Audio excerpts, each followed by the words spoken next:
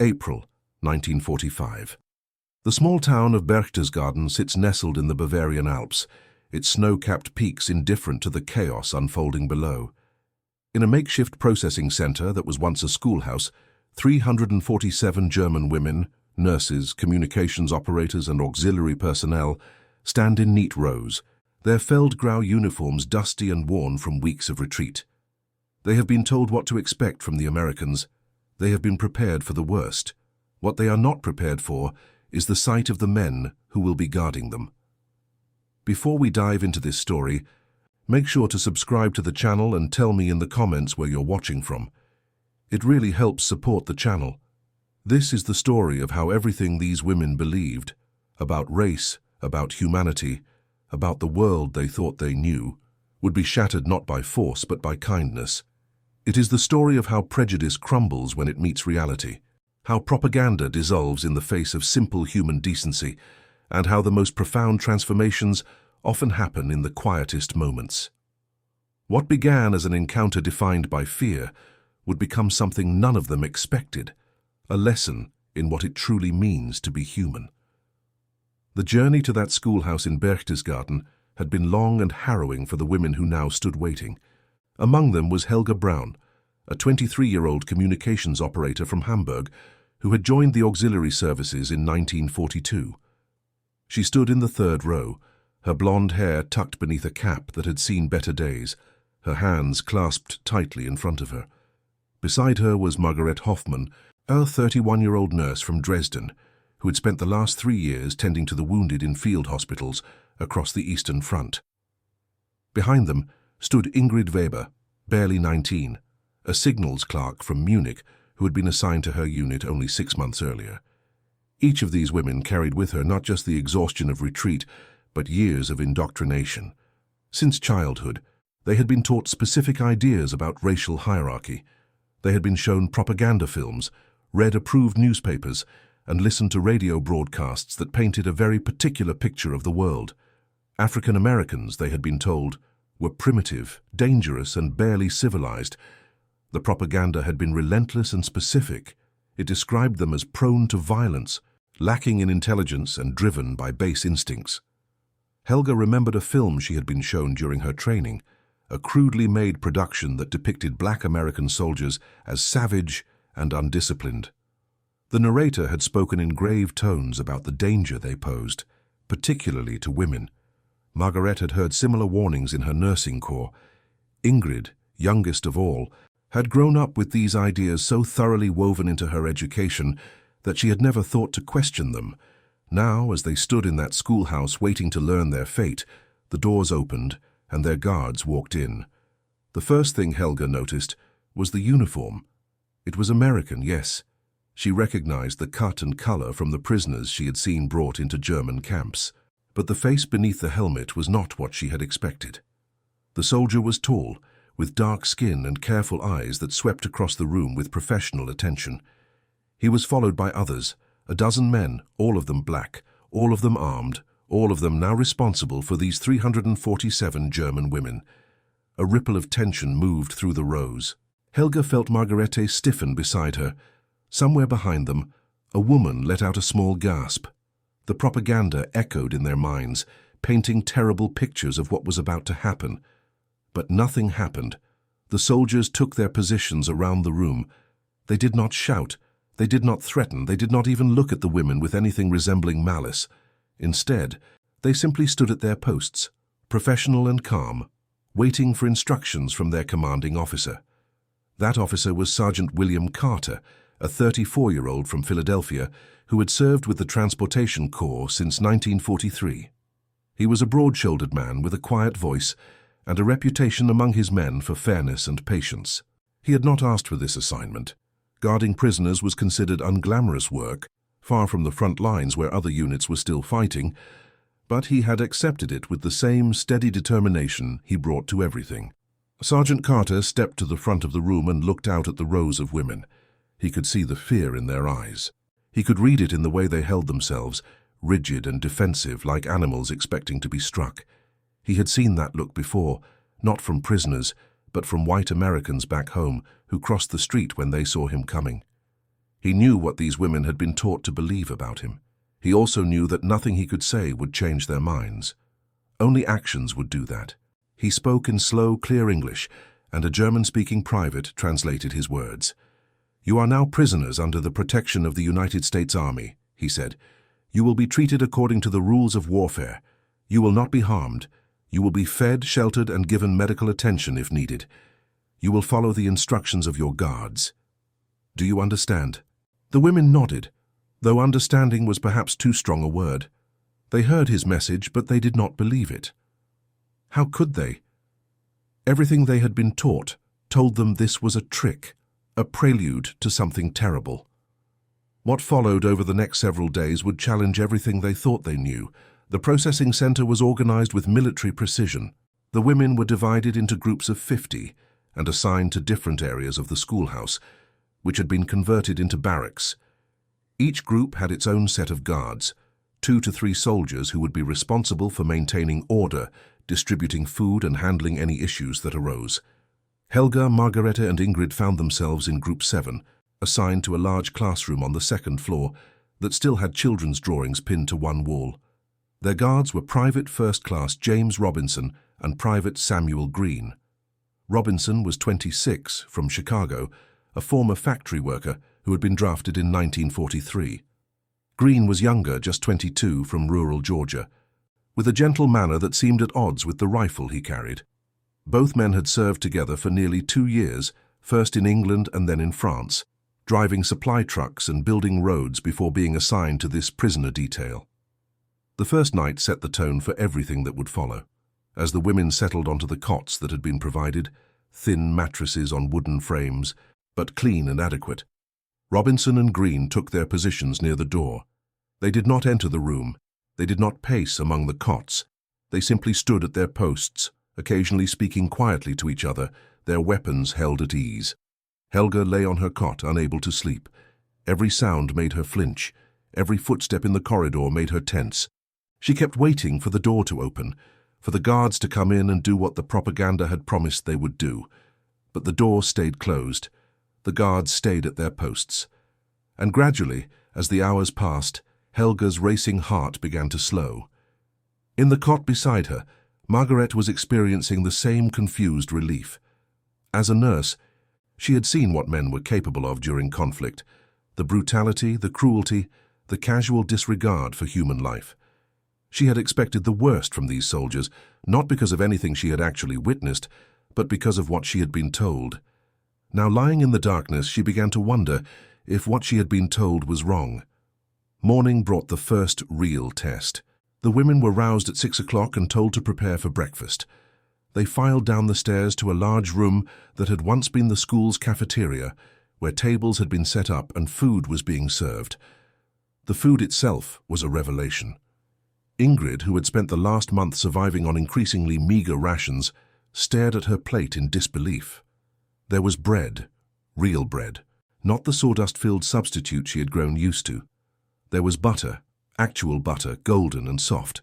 There were scrambled eggs, cooked with what smelled like actual oil.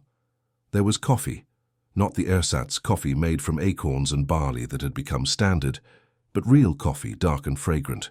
She looked up at the soldier who had served her, a young private with a kind face, and he gave her a small nod.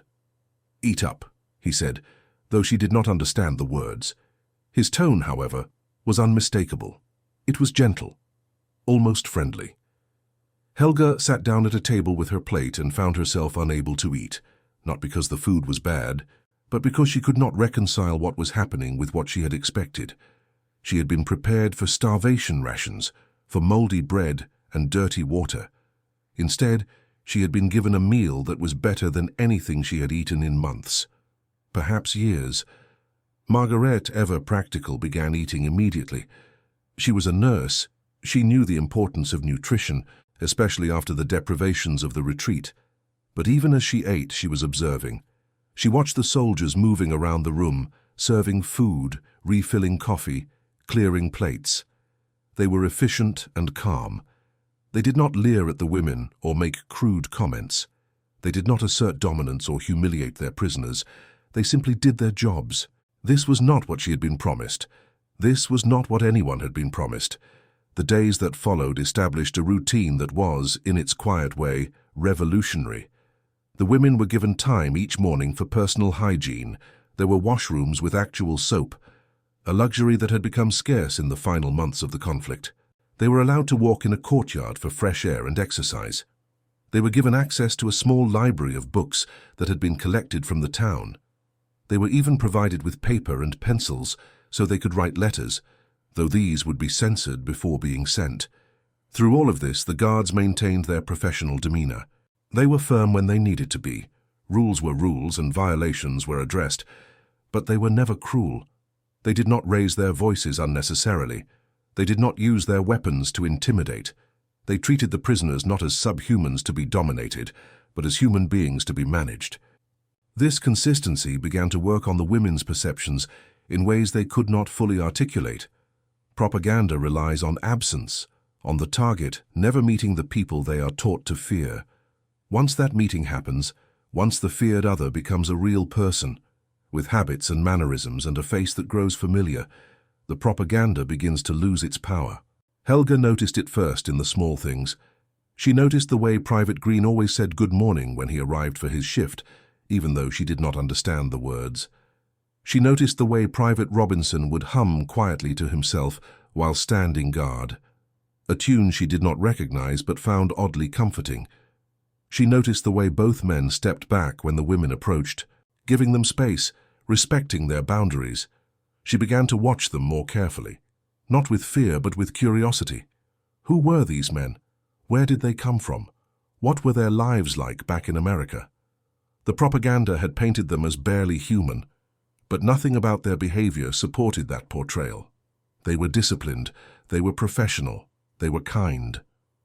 One afternoon, about a week into their captivity, an incident occurred that would become a turning point. A young woman in Group 7, a signals clerk named Frida, who was barely 18, became ill. She had been feeling unwell for several days but had hidden it, afraid that showing weakness would invite abuse. By the time her fever became undeniable, she was too sick to stand. Margaret, with her nursing background, immediately recognized the signs of serious infection. Frida needed medical attention, and she needed it quickly. Margaret approached the guards, Robinson and Green, and tried to explain the situation.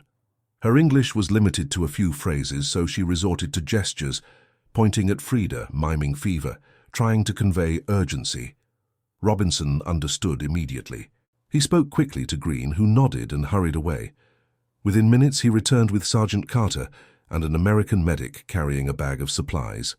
What happened next would reshape how the women saw their captors.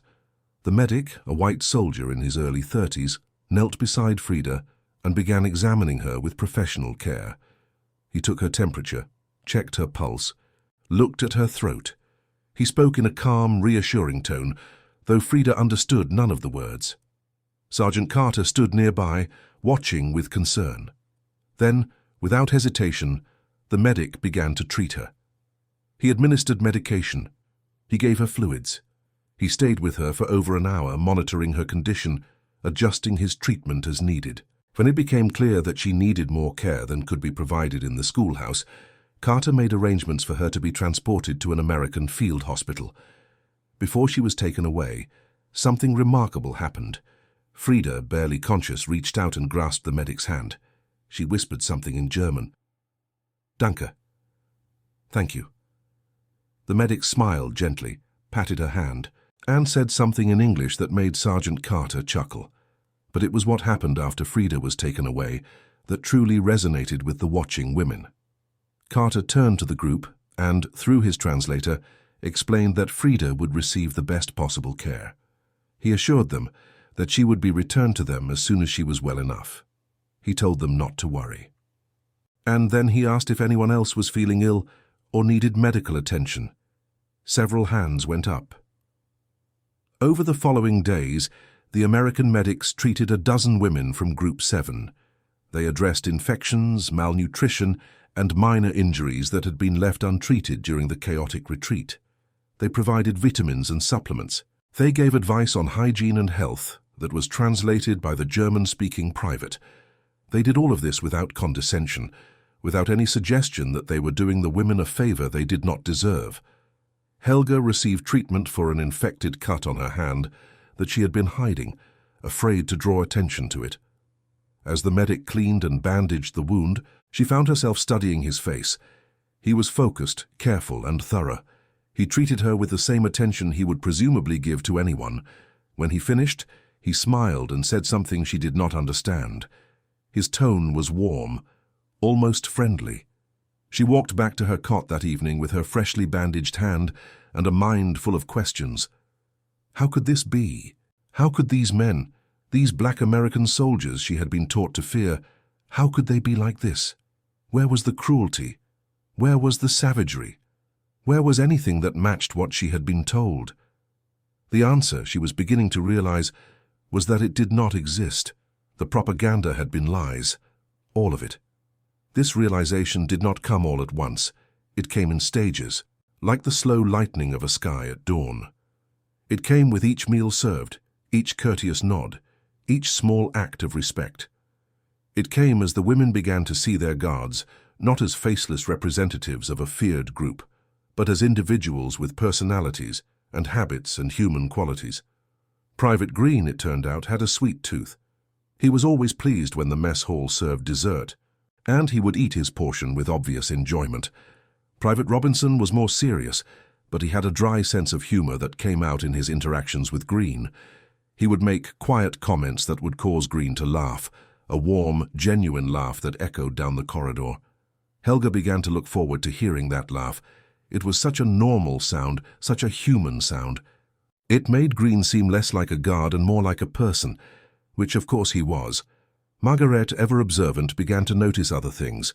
She noticed that the soldiers always referred to the women with respectful terms. She noticed that they knocked before entering rooms, even though they had every right to enter unannounced. She noticed that they averted their eyes during certain moments of privacy, showing consideration that she had not expected. She also began to notice the way the soldiers interacted with each other. There was camaraderie there, loyalty and friendship forged through shared experience.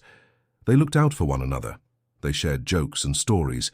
They were, in every way that mattered, a community of men bound by mutual respect. This was not what she had been promised.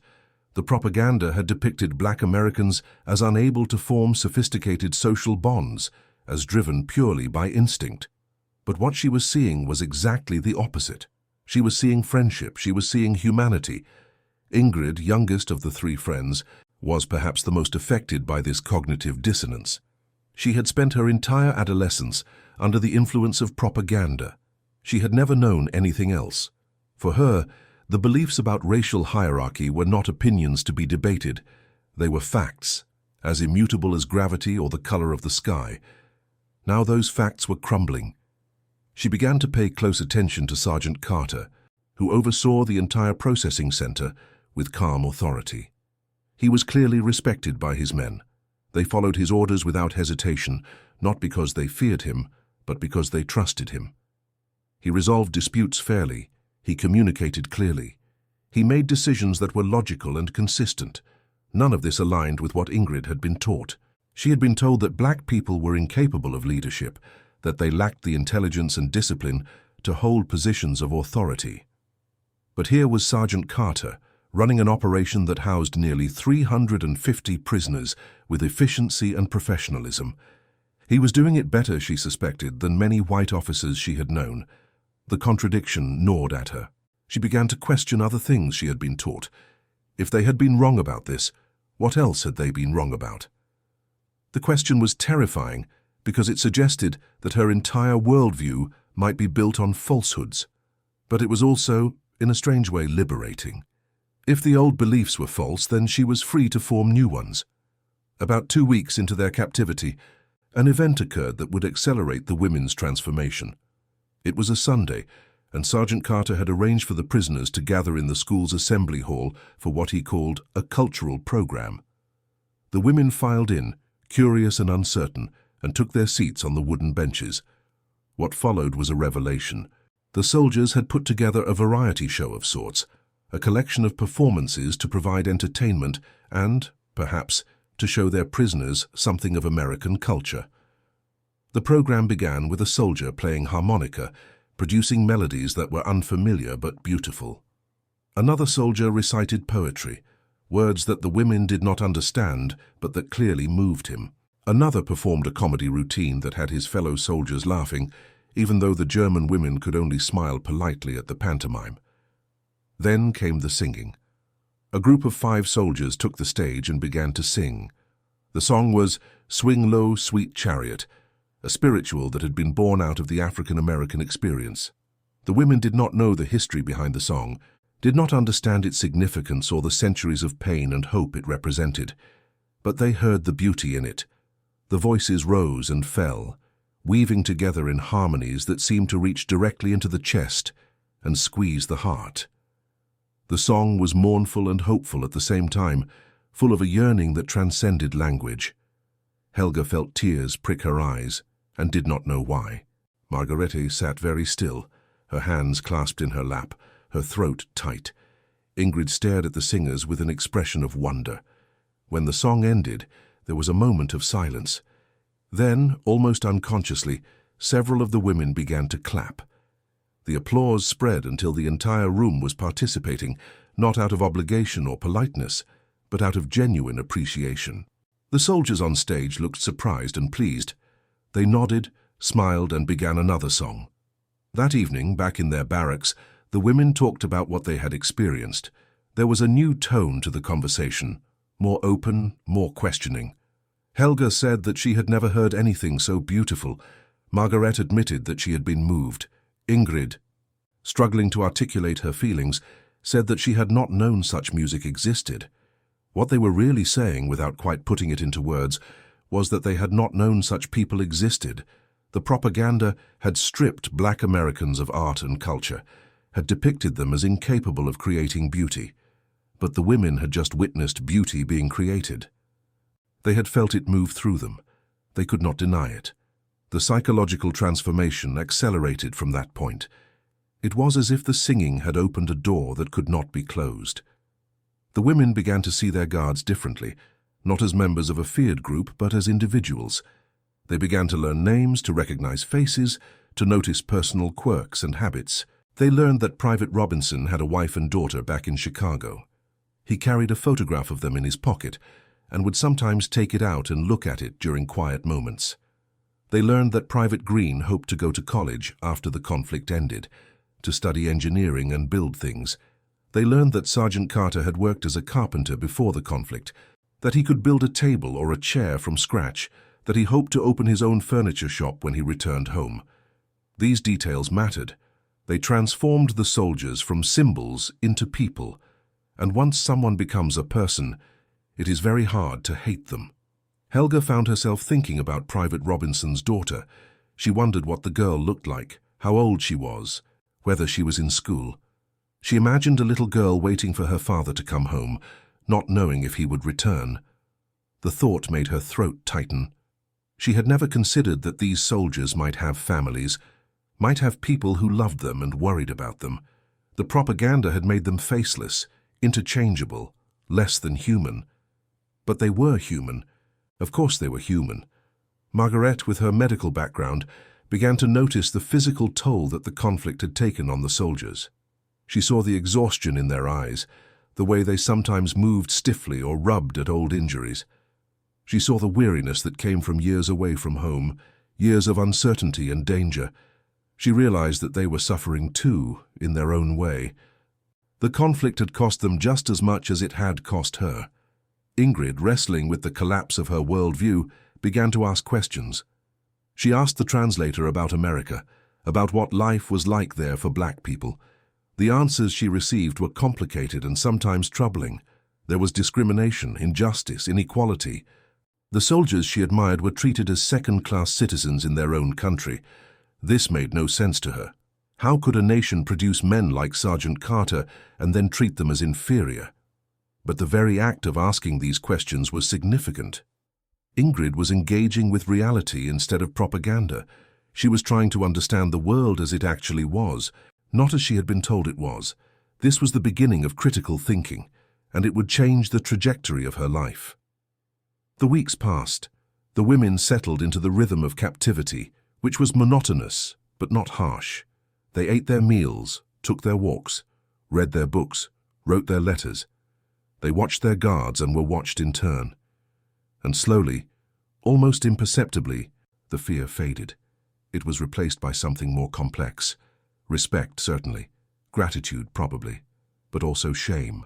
A growing, uncomfortable shame at what they had believed, at what they had allowed themselves to think about fellow human beings. Helga felt this shame acutely.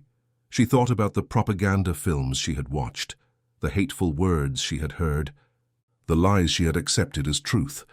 She thought about the casual way she and others had dehumanized an entire group of people, had reduced them to caricatures. She thought about what that dehumanization had allowed, the cruelty, the violence, the atrocities. It had all started with lies, with stories told about people who were not there to defend themselves.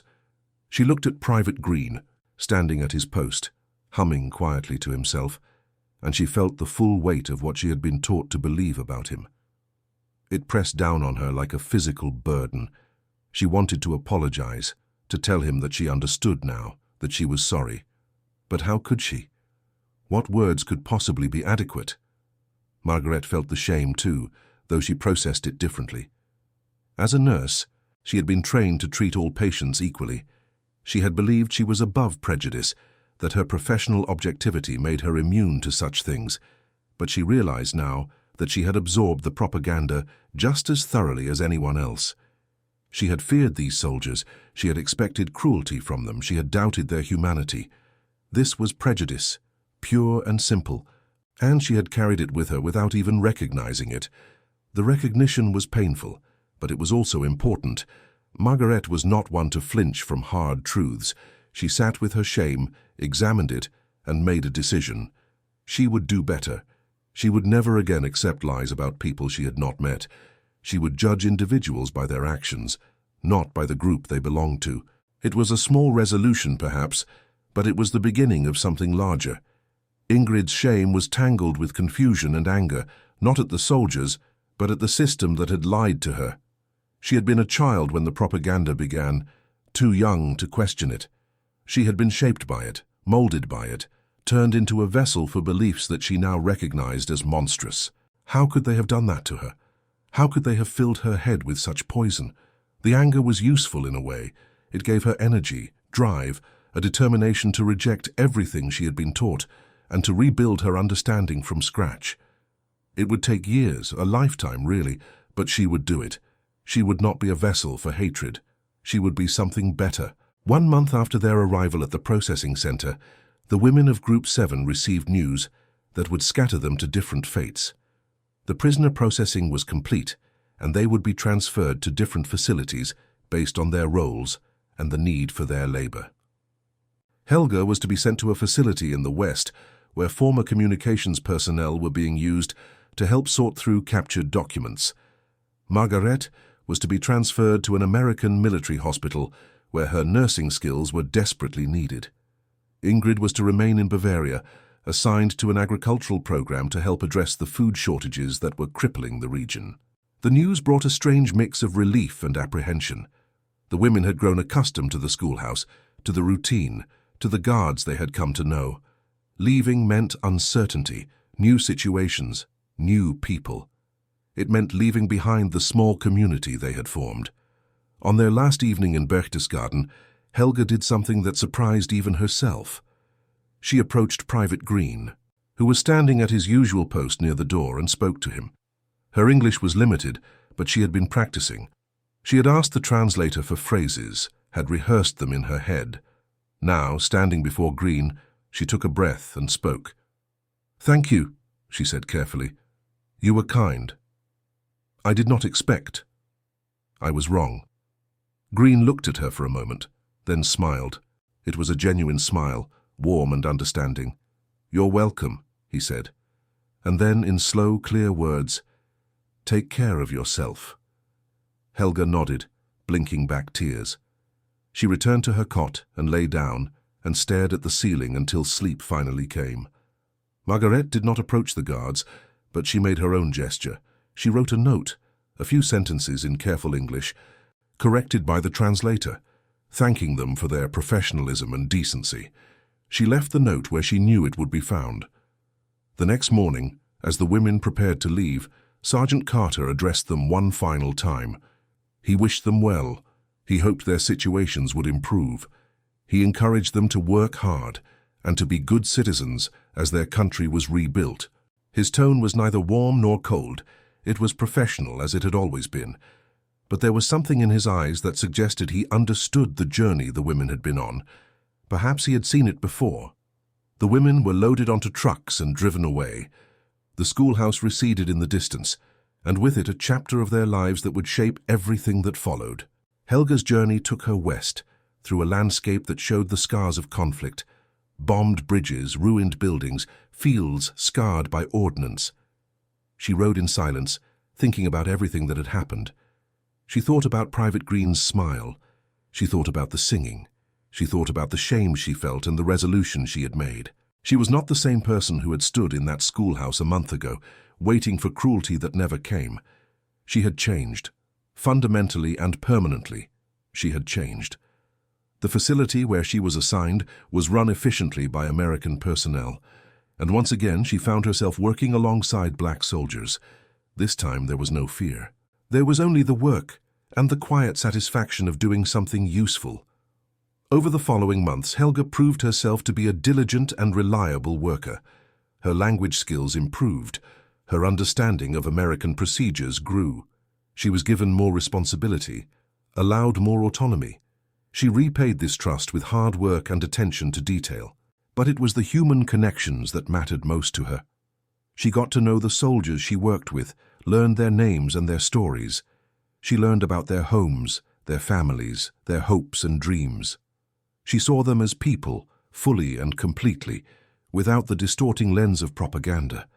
And she made a vow to herself that she would never again see anyone differently. When she was finally released from custody and allowed to return to civilian life, Helga carried this vow with her. She returned to Hamburg, which was slowly being rebuilt, and found work as a translator. Her English, honed during her months with the Americans, was now fluent.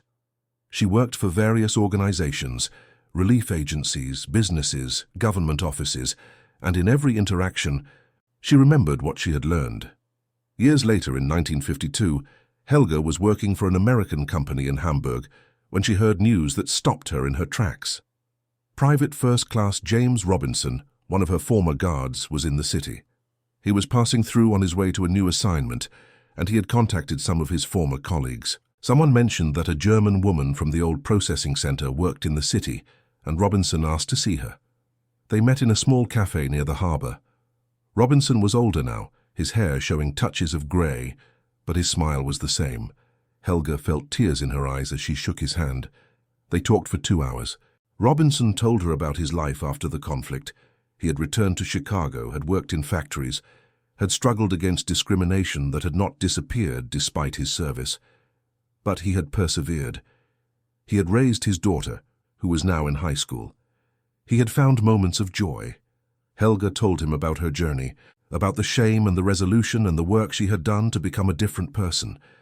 She told him that what he and his fellow soldiers had done, their decency, their professionalism, their humanity, had changed her life. It had shown her that everything she had been taught was wrong. It had made her want to be better. Robinson listened quietly, then nodded. "We were just doing our job," he said modestly. "We treated you the way we wanted to be treated." It was such a simple statement, but it contained everything, the golden rule, the most basic principle of human decency. Treat others the way you want to be treated. The soldiers had lived this principle, had embodied it, and in doing so they had shattered lies that propaganda had built over years. When they parted, Helga and Robinson exchanged addresses. They promised to write, and they did. Their correspondence continued for over a decade, until Robinson's passing in 1964. In his final letter to her, he told her that he was proud of the person she had become. He said that if their encounter in Berchtesgaden had played any part in that, then it was worth everything. Helga kept that letter for the rest of her life. Margaret's journey took her to the American military hospital, where her nursing skills were desperately needed. The hospital was overwhelmed with casualties, soldiers wounded in the final days of fighting, civilians injured in the bombing, refugees suffering from malnutrition and disease. Margaret threw herself into the work with the same dedication she had shown in the field hospitals of the Eastern Front. Here, too, she worked alongside Black American soldiers, medics, and orderlies who labored with the same tireless commitment she did. She saw their competence, their compassion, their professionalism. She saw them treat patients with care regardless of nationality or background. She saw them save lives. There was one medic in particular who impressed her. His name was Corporal Thomas Williams, a 28-year-old from Mississippi who had been a farmer before the conflict. He had no formal medical training, but he had learned on the job. And he had a natural talent for comforting the sick and dying. He would sit with patients during their final moments, holding their hands, speaking softly.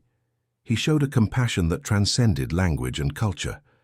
Margaret found herself observing Williams, learning from him. She had been trained in the technical aspects of nursing, but Williams had something else, an emotional intelligence, an ability to connect with patients on a human level. She began to emulate this in her own work.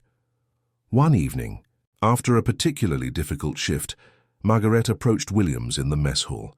She sat down across from him and, using her improving English, told him what she had observed. She told him that she admired his compassion, that she was learning from him. Williams looked surprised, then pleased. "Thank you, ma'am," he said. "I just try to treat everyone like their family. Everyone deserves dignity, especially at the end." It was a philosophy that Margaret would carry with her for the rest of her career. She went on to become a head nurse at a hospital in Munich, where she was known for her technical skill and her compassionate bedside manner. She trained dozens of younger nurses, and she always told them the same thing: treat every patient like their family. It was something she had learned from an American medic in an overcrowded hospital in the ruins of post-war Germany. She kept in touch with Williams for several years until his letters stopped coming in 1951. She learned later that he had passed away from an illness. The doctors thought it might have been related to something he was exposed to during the conflict. Margaret grieved for him, as she would have grieved for a colleague and friend. In her later years, Margaret often spoke about the Black American soldiers she had encountered during her captivity. She spoke about their professionalism, their decency, their humanity. She spoke about how they had treated her with respect even though she had been taught to fear them. She spoke about the lesson she had learned, that propaganda was lies, and that the only way to see people clearly was to meet them and know them as individuals. She gave these talks at schools, at civic organizations, at nursing conferences. She wanted younger generations to understand what she had learned, to avoid the mistakes she had made. She wanted them to see past stereotypes and prejudices, to recognize the humanity in everyone. It was her way of honoring the soldiers who had guarded her. It was her way of making their decency count. Ingrid's journey kept her in Bavaria, assigned to an agricultural program designed to address the severe food shortages afflicting the region. She worked in the fields alongside other German civilians, planting and harvesting crops under American supervision. The work was hard, but Ingrid did not mind. She had always been practical, good with her hands, comfortable with physical labor. What occupied her mind was not the work itself, but the ongoing process of rebuilding her worldview. She spent her evenings reading, devouring any books she could find. She read American novels, translations of works by Black authors. She read history, trying to understand what had really happened during the conflict, trying to separate truth from the propaganda she had been fed. She read philosophy, searching for principles to replace the ones that had been shattered. It was a slow process, painful and confusing. There were times when Ingrid felt lost, unmoored, adrift in a world without the certainties she had grown up with. But there were also times when she felt a strange exhilaration, the thrill of seeing clearly for the first time. She thought often about Sergeant Carter and his men. She thought about their dignity, their competence, their quiet strength. They had been everything the propaganda said they would not be. They had been heroes, in their own way, not because they had performed dramatic feats of courage, but because they had shown decency in a situation where decency was not required. They could have been cruel. They had chosen to be kind. Ingrid decided that she wanted to be like them. She wanted to be the kind of person who chose kindness, even when no one was watching, even when it would be easier to be cruel. It seemed like a small goal, perhaps, but she knew now that small choices mattered, that they added up, that they made all the difference. After her release from the agricultural program, Ingrid settled in Munich and found work as a clerk in a government office. It was not glamorous work, but it was steady and it allowed her to build a life.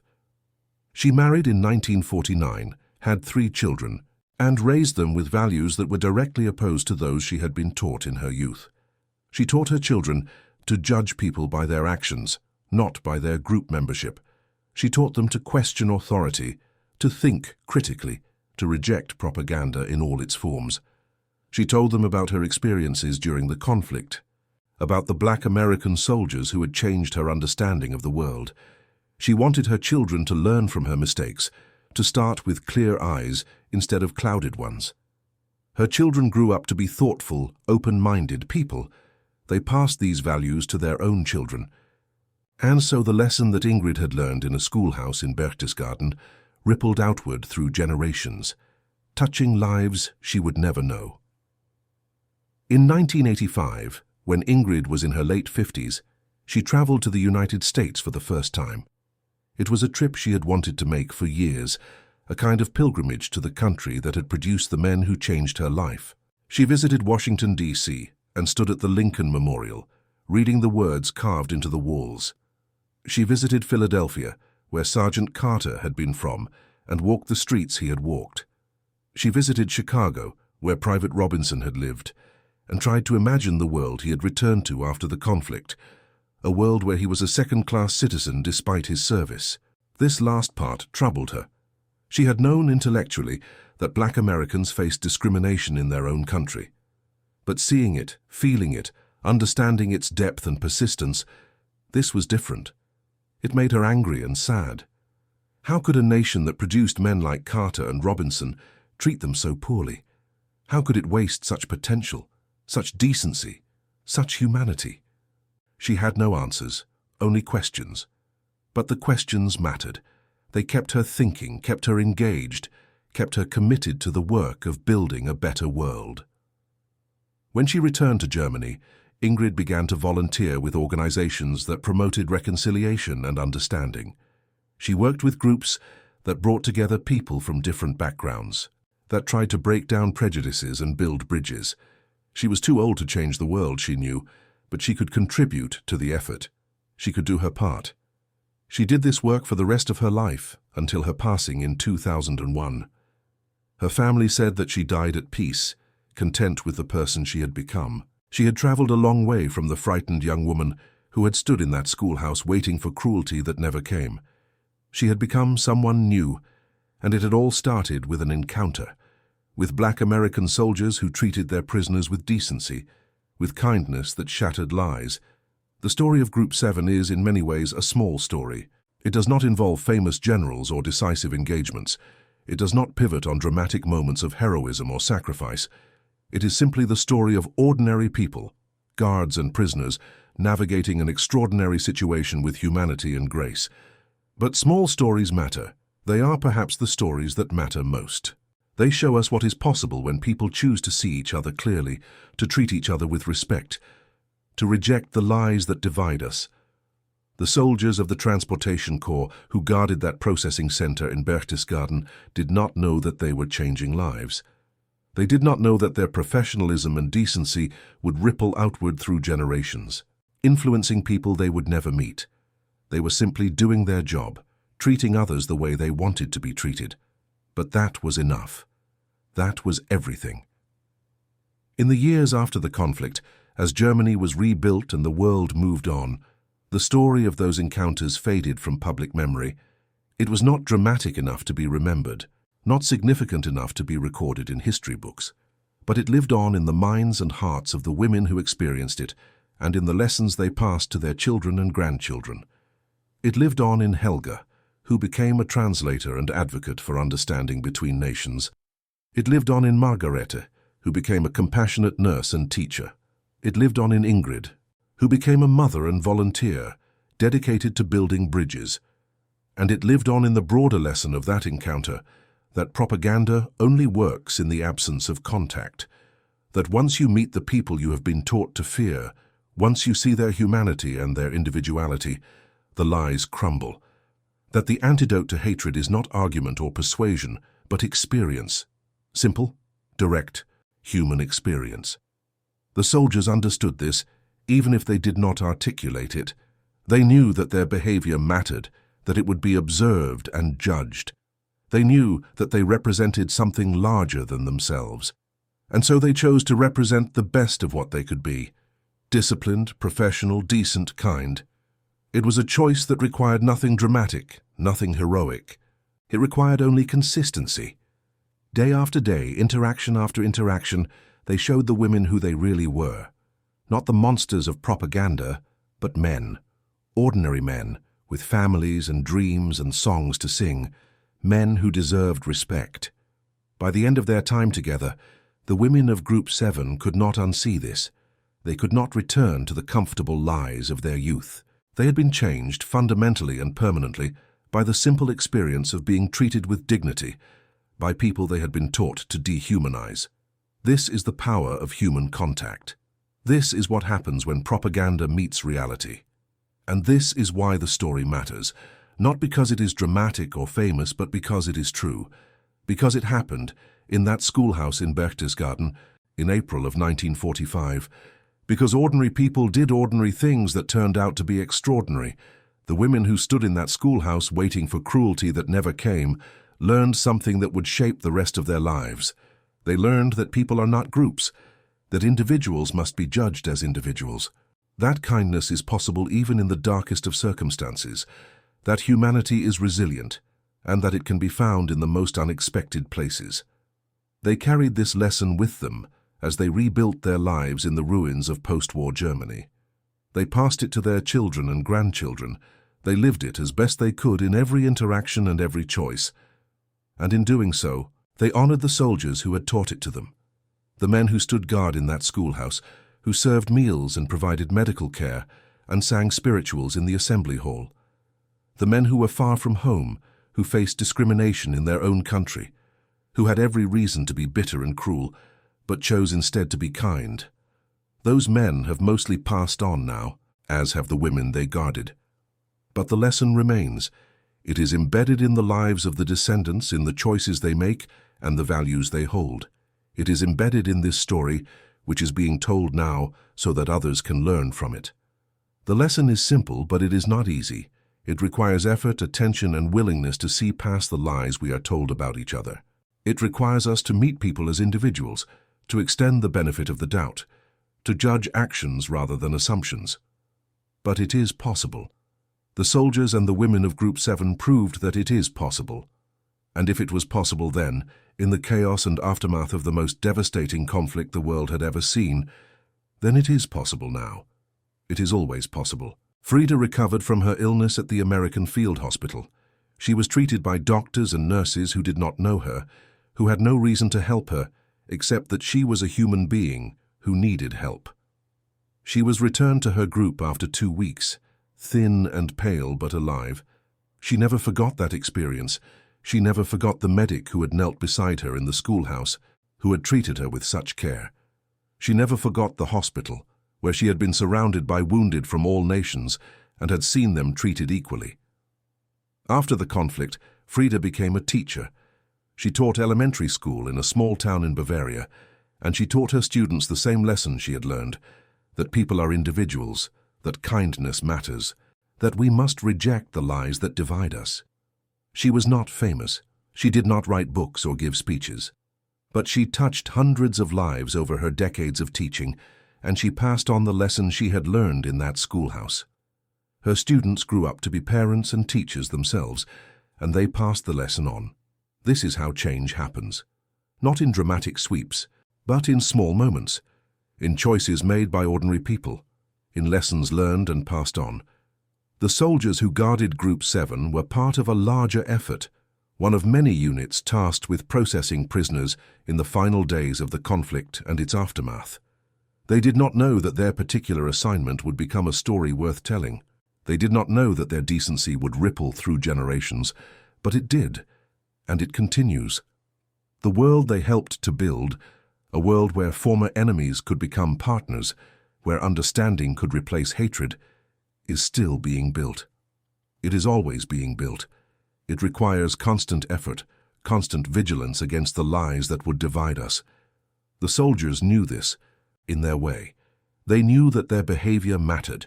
They knew that they were representing not just themselves, but their country, their race, their humanity. They chose to represent these things well, and in doing so, they became heroes.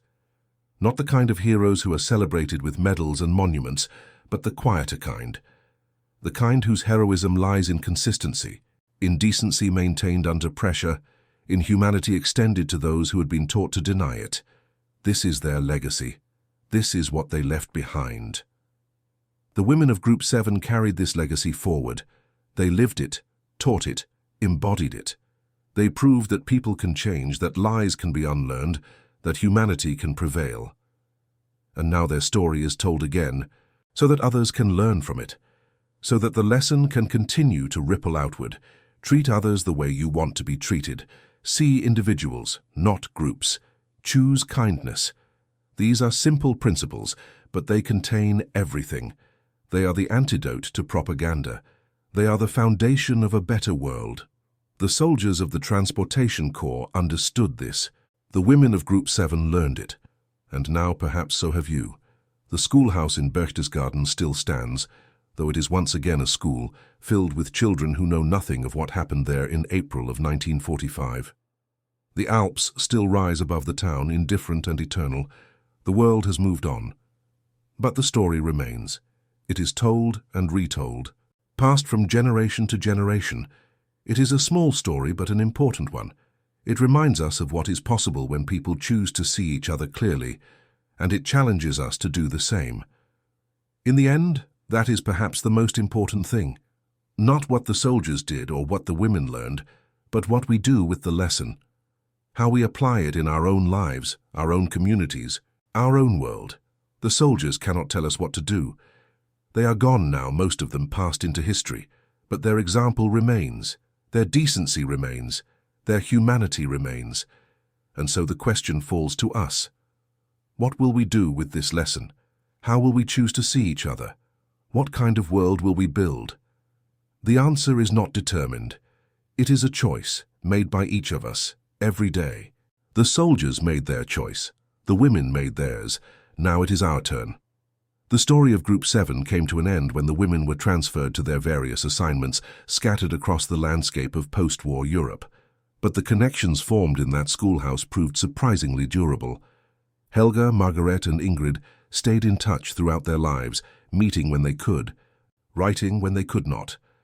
They shared the joys and sorrows of their post-war lives, marriages and children, careers and setbacks, losses and triumphs. They grew old together, in a way, even though they lived in different cities and saw each other only occasionally. When they met, they often talked about those weeks in Berchtesgaden, not with nostalgia. It had been captivity, after all, but with a kind of gratitude. They had learned something there, something that had shaped the rest of their lives. They had been given a gift, even if it had come in a strange and painful package. In 1995, on the 50th anniversary of their capture, the three women traveled together to Berchtesgaden. They wanted to see the schoolhouse again, to stand in the place where their transformation had begun. The building had changed, of course. It had been renovated, modernized, filled with new generations of students. But the bones were the same. The assembly hall where the soldiers had sung, the staircase they had climbed to their barracks, the courtyard where they had taken their daily walks. The women stood in that courtyard, three old women with white hair and weathered faces, and they remembered. They remembered the fear they had felt on their first day. They remembered the slow realization that their fear was baseless. They remembered the shame and the resolution and the change. Margaret said that she wished the soldiers could see them now, could see what they had become, what their lives had meant. Helga said that maybe in some way they could. Maybe that was what memory was for. Ingrid did not speak. She was thinking about her grandchildren, who would never know this place or this history.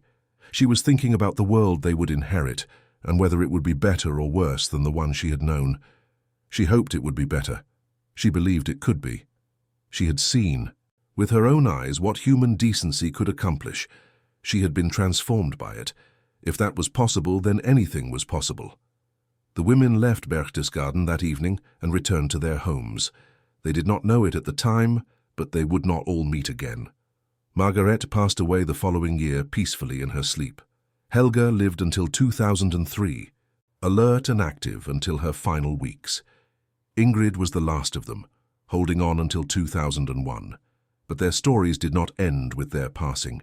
They lived on in the people they had touched, the lessons they had taught, the values they had embodied. And they live on now in this story, which is being told so that others can hear it, so that the lesson can continue.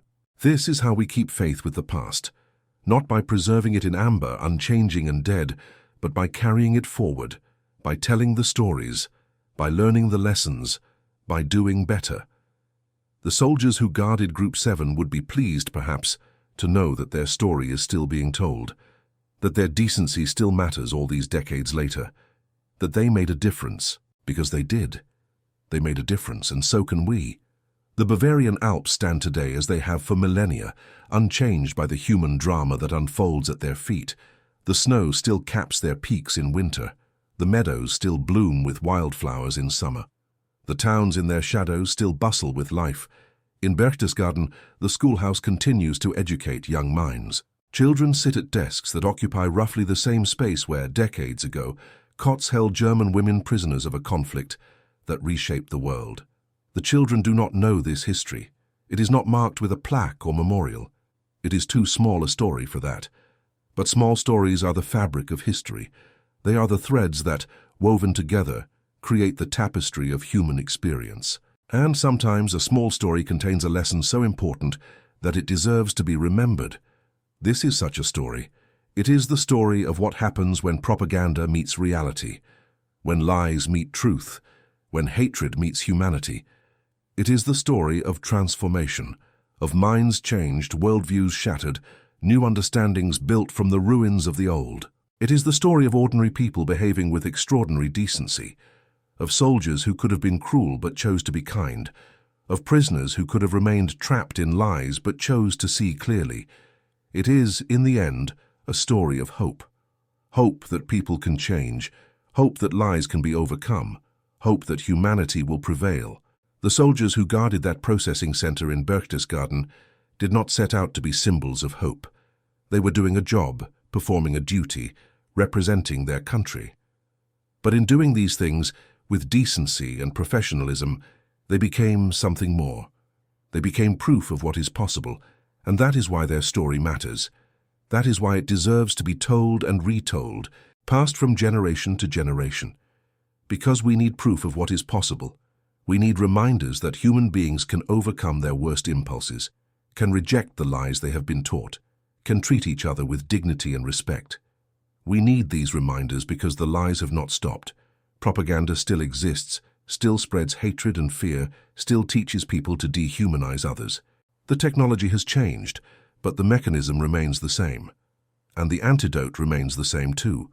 Contact, experience, seeing people as individuals rather than members of groups. The soldiers understood this, perhaps instinctively. They knew that their behavior would be observed, would be remembered, would matter. They knew that they were representing something larger than themselves, and they rose to the occasion. This is what heroism looks like, not dramatic gestures but consistent decency, not grand speeches but daily actions, not the moment of decision but the accumulation of choices. The women of Group 7 recognized this heroism, even if they could not name it at the time. They saw it in the meals served, the medical care provided, the boundaries respected. They saw it in the singing, in the laughter, in the simple humanity of their guards. And they were changed by it. This is the power of contact. This is what happens when the distance imposed by propaganda collapses. When the people you have been taught to fear become people you know. When their faces become familiar and their voices become part of your daily life. The propaganda cannot survive this contact. It is built on absence, on the void where real people should be. Once real people appear, The propaganda has nothing to stand on. This is why representation matters. This is why diversity matters. This is why contact matters, because lies thrive in isolation and wither in community. The soldiers and women of Group 7 built a small community in that schoolhouse in Berchtesgaden. It was temporary and circumscribed, defined by the roles of guard and prisoner. But within those limits, something real was created. Understanding was reached, humanity was recognized, and when the women left, they carried that recognition with them. They carried the lesson. They passed it on. The world is still being shaped by the forces unleashed in that global conflict. The maps were redrawn, the power structures shifted, the alliances realigned. But the most important shaping happens not at the level of nations and armies, but at the level of individuals. The choices people make, the values they hold, the lessons they teach their children. Helga chose to judge people as individuals. She taught this to her children. Margarete chose to treat everyone with dignity. She taught this to her students. Ingrid chose to reject propaganda in all its forms. She taught this to her descendants. These choices mattered. They shaped families, communities, generations, and they started with an encounter, with Black American soldiers who treated their German prisoners with decency, who represented the best of what humanity could be. This is their legacy. Not monuments or medals, but the lives they touched, the changes they inspired, the lesson they embodied. The lesson is simple. Treat others the way you want to be treated. It is the oldest moral principle in the world, found in every culture and every religion. It is taught to children before they can walk. It is inscribed on monuments and written in sacred texts, and yet we constantly fail to follow it. We fail because we are taught to see others as different, as less than, as enemies. We fail because propaganda is effective and prejudice is comfortable. We fail because it is easier to hate than to understand. But we can succeed. The soldiers of the Transportation Corps proved that. They succeeded in treating their prisoners with decency, and in doing so they changed lives. They changed minds. They changed the future. If they could do it, so can we. This is the challenge that their story leaves us with. Not to admire them from a distance, but to emulate them in our own lives, to treat others the way we want to be treated, to see individuals, not groups, to choose kindness over cruelty. It is a simple challenge, but it is not easy. It requires constant effort, constant vigilance, constant choice. But it is possible. The soldiers proved it, the women proved it, and now we must prove it ourselves. The encounter in Berchtesgaden was not unique. Throughout the final months of the conflict and the occupation that followed, Black American soldiers interacted with German civilians and prisoners in countless situations. They provided security, distributed aid, maintained order. They did the unglamorous work of rebuilding and reconciliation, and in many of these interactions, the same pattern played out. Germans who had been taught to fear and despise Black Americans discovered that the propaganda was lies. They encountered decency, competence, humanity. They were transformed by the experience. These encounters did not end discrimination, either in Germany or in America. The prejudices were too deep, too entrenched, too useful to those in power. But they planted seeds, they created possibilities. They showed people that a different way was possible. Change is slow. It happens not in sweeping revolutions, but in small moments accumulating over time. A meal served with courtesy, a medical care provided without hesitation, a song sung with beauty and soul. These moments add up. They change minds one at a time. They chip away at the edifice of prejudice, which seems so solid but is actually fragile. Because prejudice is built on lies, and lies cannot survive contact with truth.